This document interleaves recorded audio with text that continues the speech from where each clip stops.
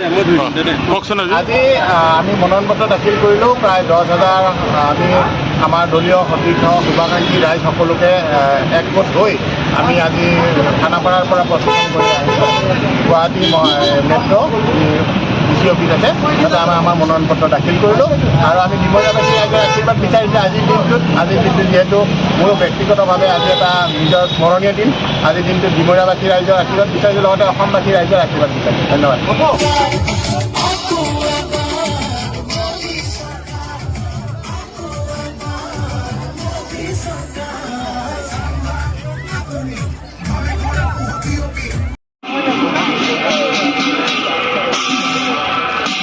বঢ়িয়া।